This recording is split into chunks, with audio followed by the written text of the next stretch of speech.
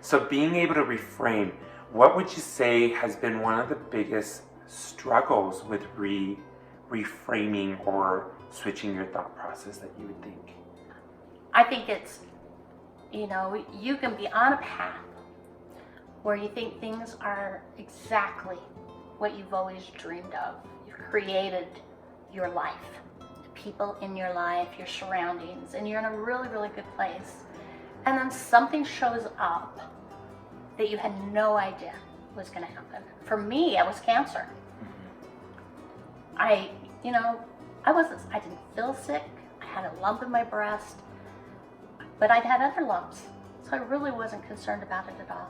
And then, I finally went in and got everything checked out and found out that I have stage 4 cancer.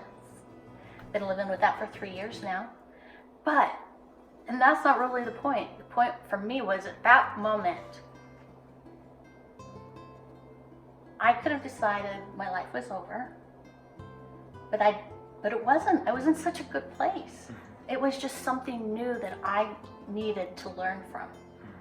And I realized what it was the fact that I had emotional struggles in my life. I'd had a divorce, had situations with my kids. I'd had a lot of things that I had to work my way through and learn and fix relationships and all kinds of things. But I had never had any kind of a physical ailment.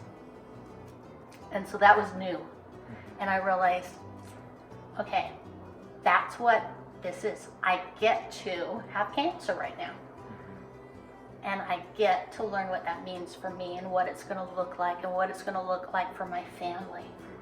And it has brought some amazing miracles. Only because my mindset has been, what am I going to learn? What do I need to learn? What can I learn and share with other people that might help them? Whether it's because they're sick too with cancer, or maybe it's something else. Because we all have things. It's like that we started talking about. We all have shitty days. Yeah. And there's always that situation or that thing that's there, and it's different for everyone, but you can't control that. No. Cancer has a mind of its own thing. You can't control that. What you can control is you.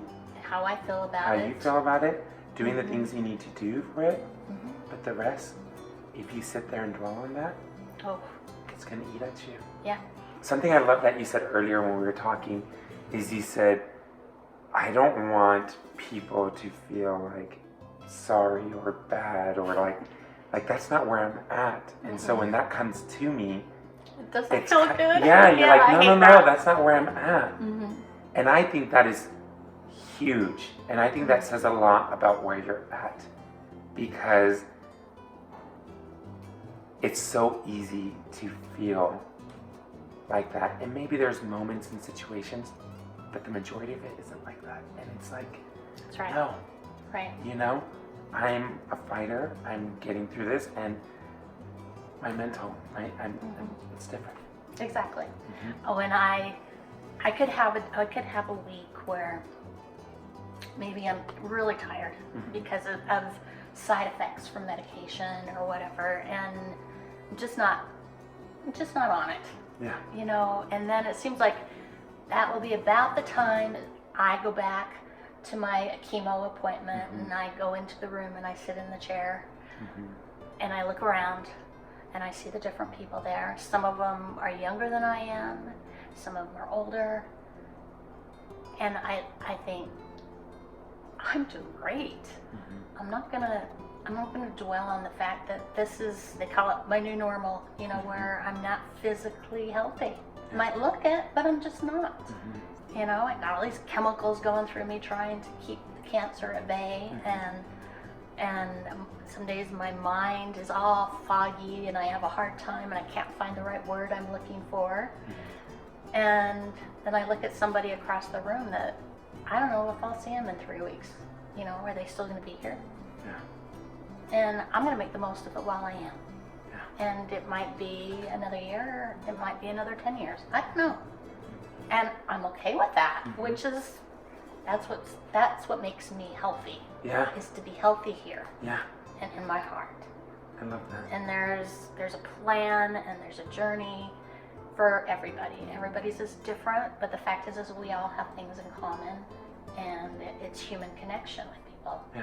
And that's what's most important to me. And I think the more that you connect with people and the more that you have that outlook on life, you just never know who's watching. Yes, You for never sure. know. I know you were telling me some stories of some people that have reached out, and it's kind of crazy because you just I had no idea. have no idea the light that you can bring to someone's life and how you can turn something negative into something positive. Because again, the situation is still there. It's not going away. But it's all how you can see it, how you reframe it, and how you structure it. And it's not from night to day. It takes time. You have to Right? practice it. Consistently. Mhm. And so I love being able to hear those motivation things, listen to books, read, and kind of immerse yourself into that. Mhm. So I found that another thing that has really helped in those situations is surrounding yourself with people with the same mindset. Absolutely.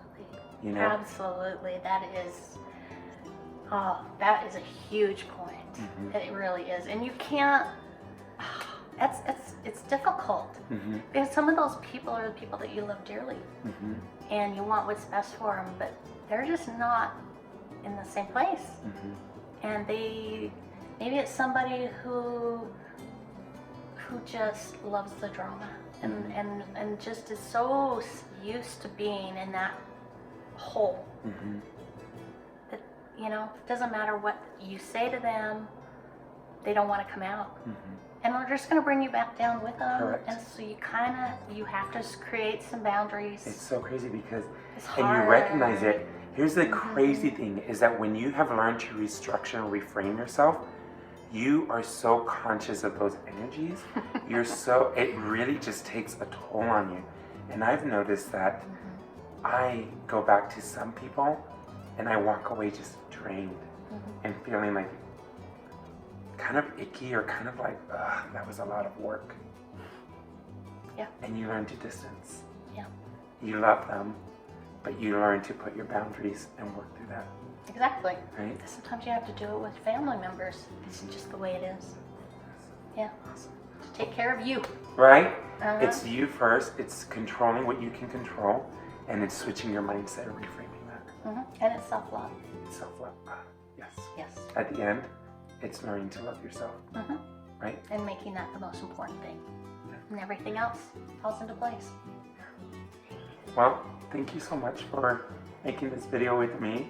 It was so fun. It was fun, and it's great to learn a few tips on restructuring and staying positive and kind of working that muscle and just really realigning yourself because that's all we have control over. That's right. Right? That's Thank right. you. Well, if you guys have any questions or want a little bit of motivation, check out Shari on her Instagram. I'm going to go ahead and put it down here. And you guys have a wonderful day, amigos. Adios, besos, y bye.